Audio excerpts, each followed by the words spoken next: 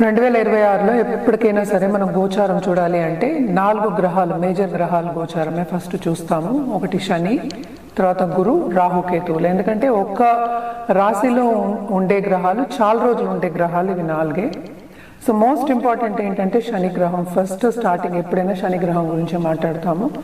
So శని ఏమో మనకి మీన రాశిలో ఉన్నారు, ఆయన రిట్రోగ్రేషన్ వెళ్తున్నారు, మళ్ళీ డైరెక్ట్ అవుతున్నారు అనమాట. ఈ సంవత్సరం అంతా ఇందులోనే ఉంటున్నారు, అంటే మీన రాశిలో ఉంటున్నారు. రాహు కేతువులు మూమెంట్ ఉంది. డిసెంబర్ 5th మనకి ఏంటంటే రాహు ఏమో మకరానికి వెళ్తున్నారు, కేతు ఏమో మనకి కర్కాటకానికి వెళ్తున్నారు అనమాట. మనకి తెలుసు రాహుకేతువులు మన రిట్రోగ్రేషన్ మోషన్నే ఉంటుంది కనుక వెనక్కి వెళ్తూ ఉంటారు. జూపిటర్ ఏంటంటే మోస్ట్ ఇంపార్టెంట్ గ్రహం, బెనిఫిట్ గ్రహం, అండ్ ఆల్సో ఏంటంటే పరిపూర్ణంగా బ్లెస్సింగ్ ఇచ్చేది. దేంట్లో అటు ధనకారకుడు, అటు ఏమో ఆయుక్కుడు మనం కొంచెం చూస్తూ ఉంటాం. అండ్ ఆల్సో ఫ్యామిలీకి మనం చూస్తూ ఉంటాం. ఎక్కడున్న ఎక్స్పాన్షన్, విజ్డమ్, నాలెడ్జ్, వీటన్నిటికీ మనం జూపిటర్ చెప్తూ ఉంటాము.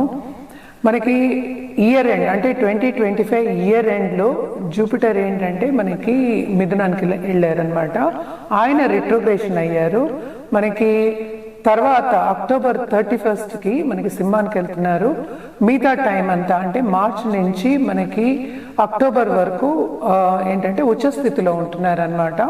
సో ఇవి గ్రహస్థితులు. బట్ జనరల్గా మాట్లాడుకోవాలి అంటే మనం ఎప్పటికైనా ఈ గ్రహస్థితులు, ఈ 4 గ్రహాలు కాకుండా మిగతా గ్రహాలన్నీ కూడా చూసుకుని మనం మాట్లాడడం అనేది ముఖ్యం అనమాట. చాలా మటుకు మనం మంత్లీ కూడా చేస్తున్నాము. అలాగే ఈ సంవత్సరంలో ఏంటంటే 4 ముఖ్యమైన ఎక్లిప్సెస్ వస్తున్నాయి. 2 ఏంటంటే సోలార్ ఎక్లిప్సెస్, 2 లూనార్ ఎక్లిప్సెస్ వస్తున్నాయి. ఫిబ్రవరి 17th ఉంది, మళ్ళీ మార్చ్లో ఉంది, మళ్ళీ ఏంటంటే మనకి ఆగస్ట్లో 2 ఉన్నాయి. అటు సోలార్ ఎక్లిప్స్ ఉంది, అటు లూనార్ ఎక్లిప్స్ కూడా ఉంది. అలాగే ఈ ఉగాది కూడా మనం ఎప్పుడు చెప్పుకుంటూ ఉంటాం, ఉగాది చెప్పుకుంటాం. మార్చ్ 19th 20th వస్తుంది. పరభవ నామ సంవత్సరం వస్తుంది అనమాట, అంటే 40th సంవత్సరం. ఎవ్రీ 60 yearsకి నేమ్ అనేది చేంజ్ అవుతూ ఉంటుందన్నమాట. ఇది మనం చూసాము అంటే కొన్ని రాసుల వారికి చాలా చాలా బాగుంది. జనరల్గా చూసామంటే కూడాను మనం ఎప్పటికైనా పాజిటివ్ మాట్లాడుతున్నాము కనుక ఏదైనా సరే మిశ్రమ ఫలితాలని చెప్పుకోవడం అనేది జరుగుతుంది. అండ్ ఆల్సో మనం చూసాము అంటే ఈ సంవత్సరం కూడా ఖర్చులు అనేవి చాలా ఎక్కువ అవుతాయి.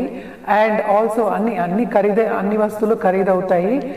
కొన్ని అంటే కంట్రీస్కి మనకి ఏంటంటే అంత సన్నిహితంగా ఉండవన్నమాట. దెబ్బలాట వచ్చేవి, అలాగే వార్ వచ్చే సూచనలు కూడా మనకి కనిపిస్తున్నాయి.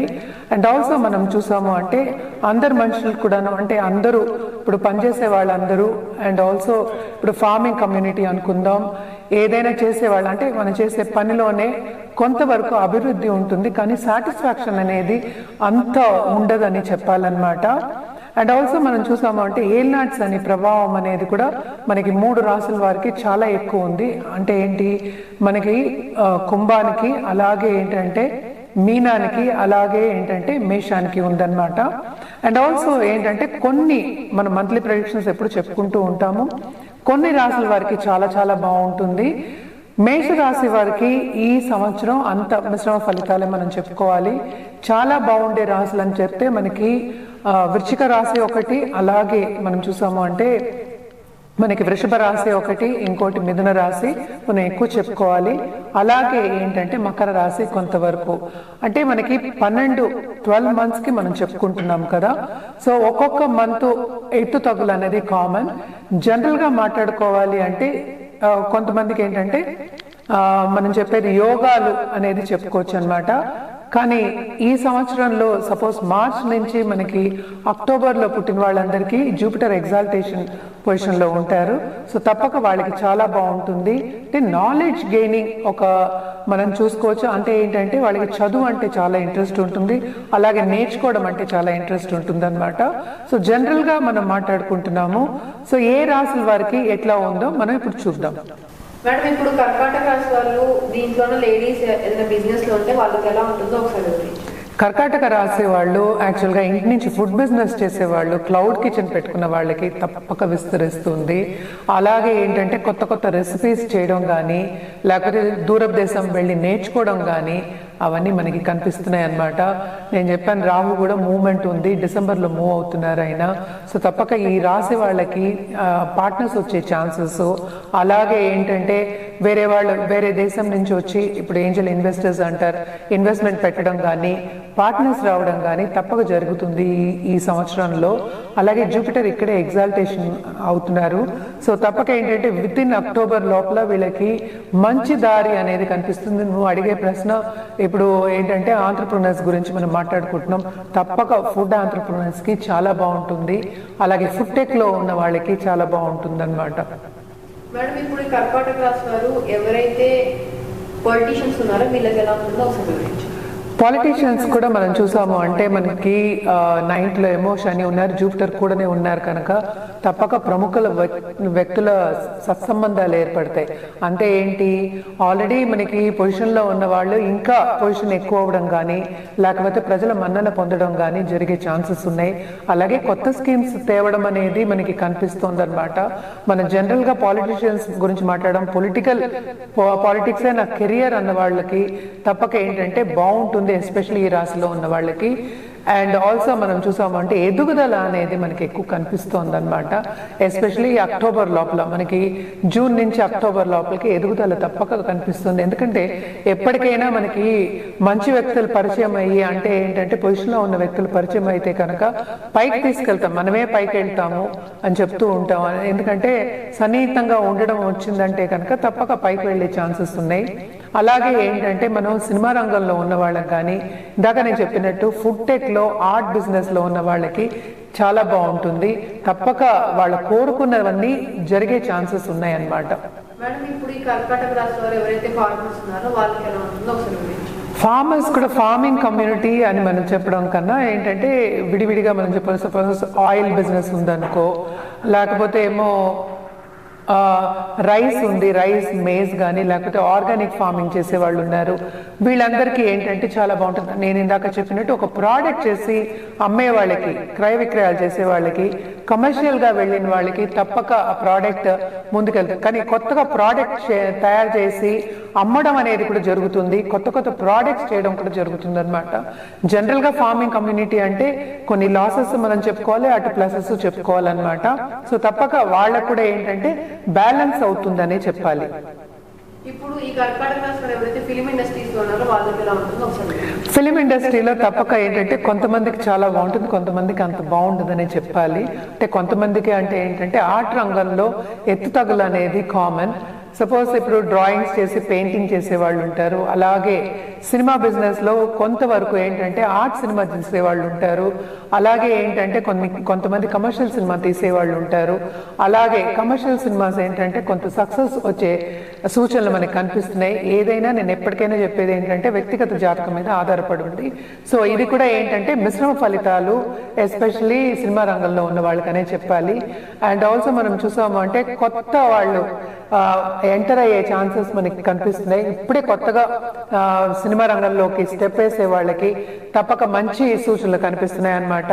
శ్రమకి తగిన ఫలితం అనేది కనిపిస్తోంది, ఎంత శ్రమ పడితే అంత ఫలితం ఇస్తుంది అనేది చెప్పాలి. అలాగే ఏంటంటే ప్రజల మన్నన, అలాగే వాళ్ళ దృష్టిలో పడడం కానీ ఫేమ్ రావడం కానీ మనకి కనిపిస్తోంది. మేడం ఇప్పుడు ఈ కర్కాటక రాశి వారు 2026లో ఎలాంటి పరిహారాలు చేసుకుంటే బాగుంటుందో ఒకసారి. కర్కాటక రాశి వాళ్ళు తప్పక ఏంటంటే అక్టోబర్ తర్వాత అంటే నిత్యం చేయమని చెప్తూ ఉంటాను నేను, శివుణ్ణి పూజించడం అంటే శివాలయంకి వెళ్ళి శివుణ్ణి దర్శించుకోవడం సోమవారం. అలాగే హెల్త్ మీద ధ్యాస పెట్టడం అనేది వెరీ వెరీ ఇంపార్టెంట్ అనమాట. ఎందుకంటే హెల్త్ కి ఖర్చు పెట్టడం అనేది మనకి ఎక్కువ కనిపిస్తోంది.